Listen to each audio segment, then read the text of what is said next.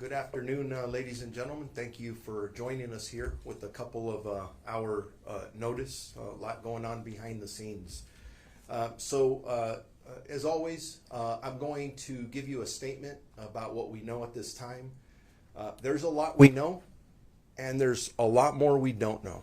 So obviously, I'll answer any questions that we have the ability to answer right after I get done with this. So on Saturday, June 24th, at a grocery store located in the city of Lancaster, our Lancaster Sheriff Station received a 911 call from a store employee who stated that two customers were assaulting loss prevention employees. Upon arrival, a deputy approached a man matching the description given by store security personnel. As deputies attempted to detain the individuals, the encounter escalated into a use of force incident that was captured by a community member with a cell phone camera. And I've got to tell you, I have seen the video, both the video collected by the community member and our body-worn camera footage that we put out Monday night, and it's disturbing. There's no ifs and buts about it. The department has initiated an internal affairs investigation into this incident.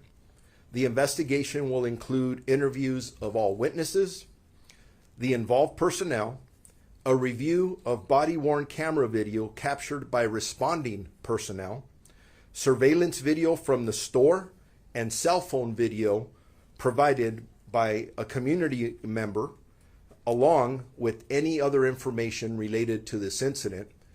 And at this point, I'd like to probably say to any of your viewers, whether you're doing it on television, radio, or newspaper, that if there's anybody who either witnessed or saw any information related to this event, please contact us as soon as possible, because we want to make sure as we're conducting this investigation that it is as thorough as it can be. And we can only do that if everybody's given us the information that's out there. I also want to say that both deputies have been removed from field duty pending further review of this investigation.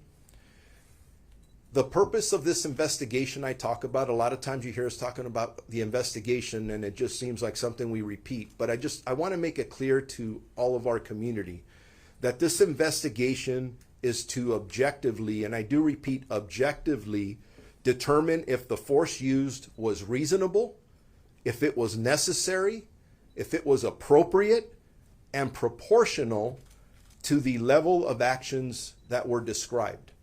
And of course, that's from the deputy's perspective, what happened in the store, all those things that are being investigated. I am also committed to full transparency, and this is why I decided to release the store video on Monday night with our statement. We always haven't done that in the past, and for clarification, because I know this question will be asked, this incident occurred on June 24th. I was not made aware of it till last Friday night. So we worked on it Friday night over the weekend in a statement, and then when we got back to work, we said, hey, we're going to release the body-worn camera footage on this. So again, committed to the full transparency. And then as soon as we find out, we're working on the statement, we're working on the body-worn camera footage, and then I think most of you are aware that there is a consent decree up in the Antelope Valley where Lancaster sits.